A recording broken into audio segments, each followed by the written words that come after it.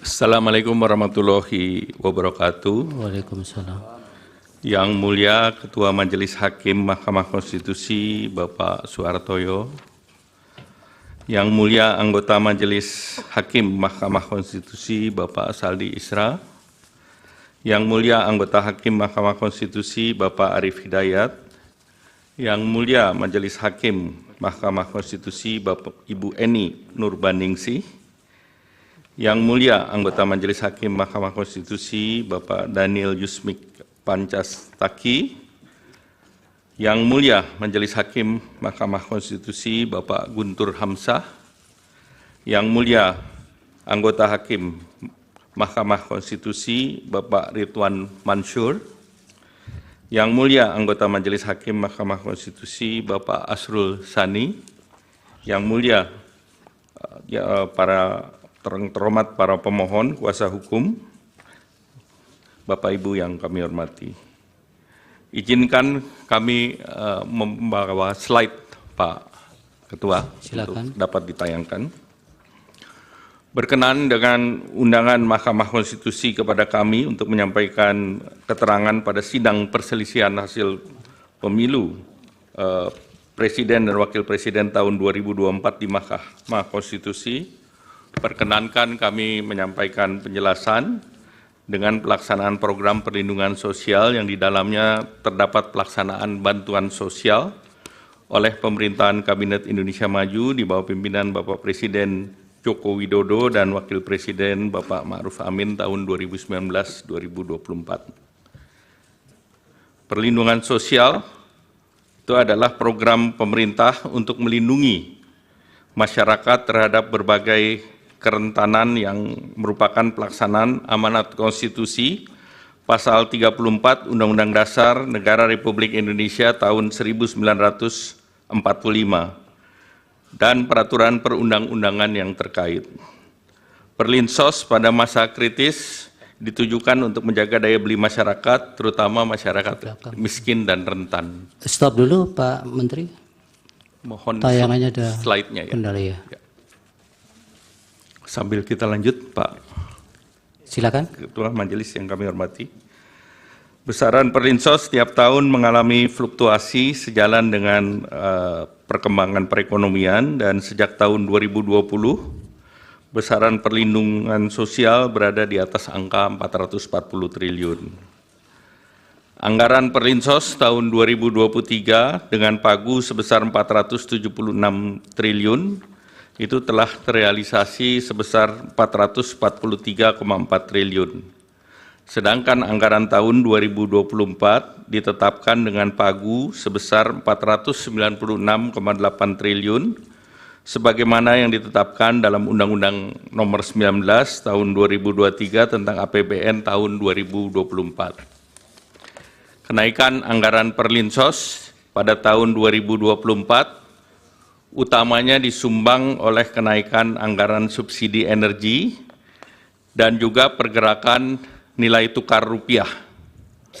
Realisasi harga Indonesia crude price di tahun 2023 sebesar 78,43 dolar per barrel, sedangkan asumsi harga ICP Indonesia tahun 2024 sebesar 82 dolar per barrel, dan nilai tukar rupiah juga mengalami kenaikan rata-rata 15.230 menjadi rata-rata 15.664 di tahun 2024. Kenaikan harga dan nilai tukar ini berimplikasi pada kenaikan subsidi energi di tahun 2024 bila dibandingkan dengan 2023.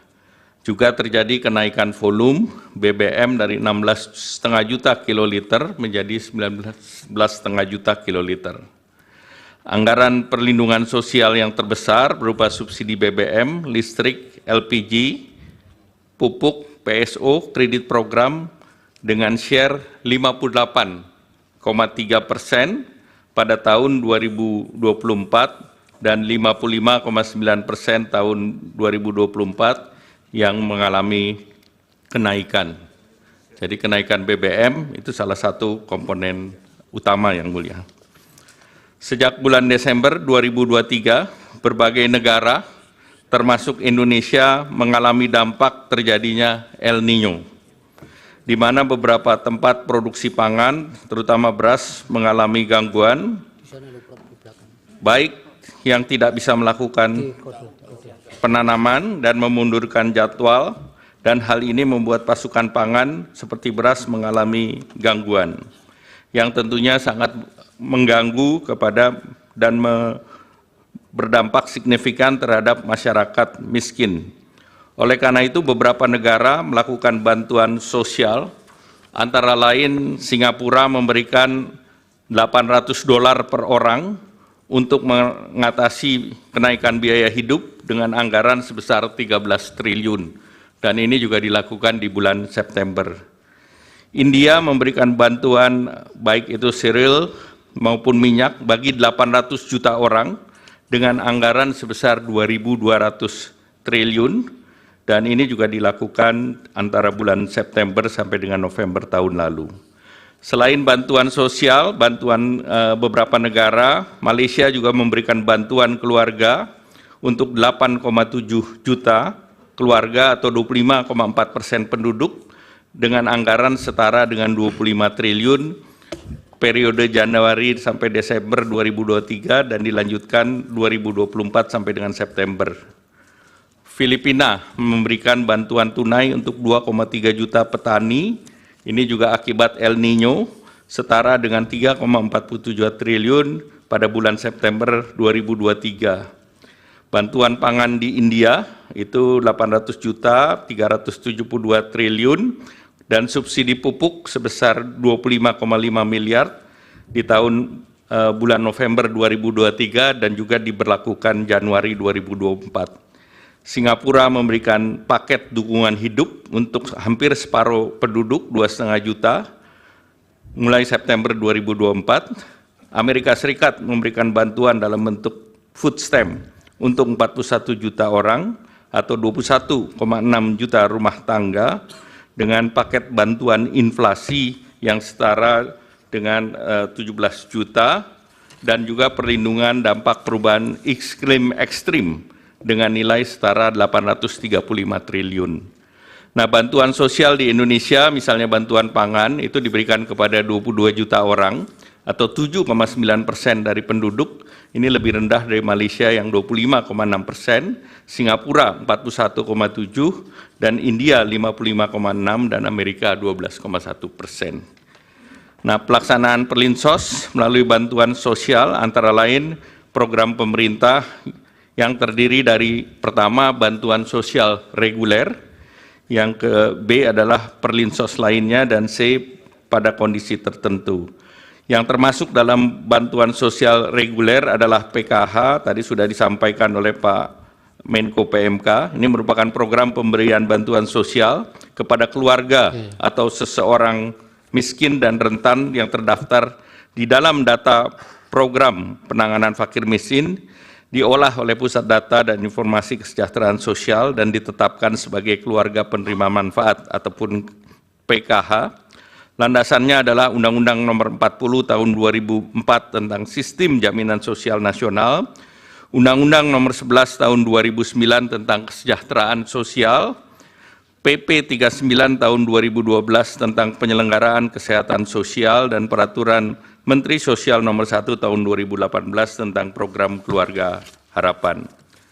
Kartu sembako merupakan bantuan sosial pangan yang disalurkan secara non-tunai setiap bulan kepada keluarga penerima manfaat, landasan hukum Undang-Undang 11 2009, PP 39 Tahun 2012 tentang Penyelenggaraan Kesejahteraan Sosial, Perpres 63 Tahun 2017 tentang penyaluran bansos secara non-tunai, dan Permensos Nomor 4 Tahun 2023 tentang pelaksanaan program sembako.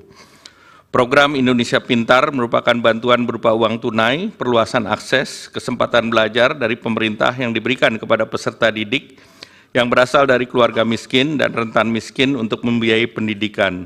Landasan hukum Inpres 7 Nomor Tahun 2014 tentang pelaksanaan program simpanan keluarga sejahtera, program Indonesia Pintar, program Indonesia Sehat untuk membangun keluarga produktif. Kartu Indonesia Pintar Kuliah, ini adalah bantuan pendidikan dan pemerintah bagi lulusan SMA atau sederajat, memiliki potensi akademik baik dan memiliki keterbatasan ekonomi. Landasan hukum pasal 76 Undang-Undang 12 tahun 2012 tentang pendidikan tinggi. PBI Jaminan Kesehatan Nasional, ini adalah bantuan iuran kesehatan, diberikan kepada fakir miskin dan orang tidak mampu yang dibayarkan pemerintah kepada BPJS Kesehatan. Landasan hukum Undang-Undang 40 tahun 2004 tentang Sistem Jaminan Nasional dan Perpres 61 tahun 2020 tentang perubahan kedua atas Perpres 82 tentang jaminan kesehatan. Rincian program perlindungan sosial lainnya sebagai berikut. BLT Dana Desa, ini adalah bantuan kepada masyarakat desa yang bertujuan untuk menahan kenaikan tingkat kemiskinan dan menjaga tingkat konsumsi dan daya beli kelompok termiskin. Pemberian BLT dilakukan sekaligus untuk 4 bulan untuk efisiensi penyaluran. Landasan hukum Undang-Undang 6 tahun 2014 tentang desa sebagaimana diubah dalam Undang-Undang Cipta Kerja, Peraturan Pemerintah Nomor 37 tahun 2023 tentang pengelolaan transfer ke daerah, Peraturan Menteri Keuangan 146 tahun 2023 tentang pengalokasian dana desa di setiap desa, penyaluran dan penggunaan dana desa untuk tahun anggaran 2024. Pembiayaan ultramikro ini merupakan program tahap lanjutan dari bantuan sosial untuk menjadi kemandirian usaha, menyasar usaha mikro yang berada di lapisan terbawah yang belum difasilitasi dengan perbankan melalui program kredit usaha rakyat. Landasan hukum Kementerian Keuangan tahun nomor 193 PMK 05 2020 tentang pembiayaan ultramikro. Subsidi energi dan non-energi termasuk di dalamnya BBM, LPG 3 kilo, listrik, bunga kur, PSO lainnya, dan ini adalah upaya pemerintah dalam rangka meningkatkan taraf hidup dan daya beli masyarakat secara umum. Pos ini memiliki nilai anggaran terbesar sebagaimana tadi telah dijelaskan sebelumnya. Di tahun 2024 ini mencapai 277 triliun. Kemudian jaminan kehilangan pekerjaan adalah iuran yang ditanggung pemerintah untuk jaminan sosial bagi pekerja atau buruh yang mengalami pemutusan hubungan kerja. Landasan hukum PP 37 tahun 2021 tentang penyelenggaraan program jaminan kehilangan pekerjaan. Bapak Ketua Majelis dan anggota yang kami hormati, program perlindungan sosial pada kondisi tertentu adalah sebagai berikut. Di masa pandemi COVID, beberapa perlinsos antara lain bansos sembako PPKM, bantuan subsidi upah sesuai dengan Permenaker nomor 14 tahun 2020, tentang pemberian bantuan pemerintah berupa subsidi gaji upah, pekerja buruh dalam masa COVID-19, bantuan usaha pelaku mikro sesuai Permenkop UKM nomor 6 tahun 2020. Kemudian juga terjadi saat kenaikan harga komoditas global, pada saat harga minyak naik di tahun 2022, pemerintah mengambil keputusan untuk mengalihkan sebagian subsidi BBM menjadi BLT BBM dengan landasan hukum Peraturan Presiden Nomor 98 Tahun 2022 dan perubahan APBN tahun 2022, dan kebijakan ini sebagai kompensasi harga Pertalite yang naik dari 7.650 menjadi 10.000 pada tahun 2022 dan dibayarkan secara sekaligus untuk 4 bulan. Pada saat terjadi resiko global 2023 dan 2024, pemerintah mengeluarkan kebijakan BLT El Nino dan bantuan pangan untuk mendapati dampak dari pergantian musim dari kemarau ke musim hujan, dan dikhawatirkan badai El Nino dapat mengganggu produksi beras serta mengurangi daya beli masyarakat. Dan tahun 2024 terdapat BLT mitigasi kenaikan harga pangan yang ditargetkan terrealisasi di semester 1 2024. Ini berdasarkan Undang-Undang Nomor 9 Tahun 2023 tentang APBN di pasal 20. Nah, untuk mengoptimalkan manfaat pada penerima bantuan sosial dan efisiensi biaya penyaluran. Bantuan sosial biasanya dibagikan beberapa periode sekaligus atau dirapel dalam satu kali penyaluran. Sebagai contoh, bantuan sosial reguler seperti PKH disalurkan per 3 bulan, 1 tahun 4 kali penyaluran. Kartu sembako penyaluran per 2 bulan, 1 tahun 6 kali penyaluran. BLT BBM sekaligus untuk 4 bulan, seperti tadi kami sampaikan. Yang Mulia Ketua Majelis Hakim dan anggota Majelis Hakim, BMKG dan beberapa pusat iklim dunia memprediksi El Nino terus bertahan hingga periode Desember 2023, bahkan Januari-Februari 2024. Nah, ini berdampak kepada penurunan produksi beras. Kita lihat produksi beras sampai dengan mulai bulan Juli hingga Februari, produksi beras kita turun sebesar 5,88 juta ton. Pada saat yang bersamaan, terjadi kenaikan harga beras dunia, di mana harga beras Thailand itu mencapai $624 per ton atau naik 28%. Beras Vietnam $614 per ton itu naiknya 41,95%. Kenaikan itu juga diikuti dengan larangan ekspor beras 6 negara. Di tahun 2023, India, Bangladesh, Rusia, UAE, Myanmar, dan Uganda melarang ekspor beras, dan juga 3 negara dilanjutkan di tahun 2024, India, Bangladesh, dan Rusia. El Nino berdampak juga terhadap peningkatan harga pangan, terutama beras. Kita lihat dari data bahwa volatile food terus meningkat di bulan Juli, hingga puncaknya Maret yang tercatat sebesar 10,33%. Beras menkontribusi kepada inflasi di bulan Maret saja 0,74%. Jadi pada periode El Nino tersebut produksi padi menurun, harga beras internasional meningkat, dan inflasi meningkat. Nah, itulah salah satu pertimbangan ada bansos terkait dengan El Nino dan juga bantuan pangan. Dari berbagai latar di atas, maka dibutuhkan bantuan sosial untuk menjaga daya beli masyarakat, dan ini adalah amanat konstitusi pasal 34 Undang-Undang Dasar 1945, di mana bansos untuk mengisi dan memitigasi peningkatan kemiskinan dan potensi perlambatan pertumbuhan ekonomi. Kita ketahui penduduk miskin sangat rentan terhadap kenaikan harga, khususnya terhadap kelompok makanan. Dari desil 1 sampai 4 atau 40% penduduk, 25%-nya adalah untuk membeli bahan makanan pokok ataupun beras. Secara nasional, komponen makanan terhadap garis kemiskinan adalah 74,21%. Hubungan konsumsi masyarakat terhadap pertumbuhan ekonomi sangat erat. Konsumsi rumah tangga kontribusinya terhadap PDB sebesar 53,83%. Sehingga apabila ada konsumsi rumah tangga melambat, maka pertumbuhan ekonomi pun akan terganggu. Untuk melindungi masyarakat miskin dan rentan akibat El Nino dan gangguan rantai pasok global, pemerintah telah menerapkan strategi untuk menjaga ketersediaan pasokan pangan dan daya beli masyarakat dengan program bantuan pangan dan bantuan langsung tunai. Untuk pelaksanaan bantuan pangan dilakukan oleh Badan Pangan Nasional sesuai dengan Undang-Undang Nomor 18 Tahun 2012 tentang Pangan dan Peraturan Presiden Nomor 66 Tahun 2021 tentang Badan Pangan Nasional.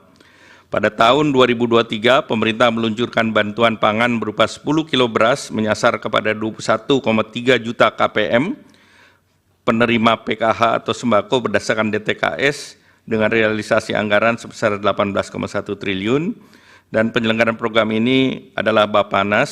Setelah itu juga BLT El Nino dengan 200.000 per bulan dengan 18,8 juta KPM, dan ini realisasi 7,5 triliun yang diselenggarakan oleh Kementerian Sosial. Untuk di tahun 2024, pemerintah melaksanakan program bantuan pangan berupa beras 10 kg, menyasar 22 juta KTM dengan data P3KE seperti tadi disampaikan oleh Pak Menko PMK, dengan alokasi anggaran 17,4 triliun.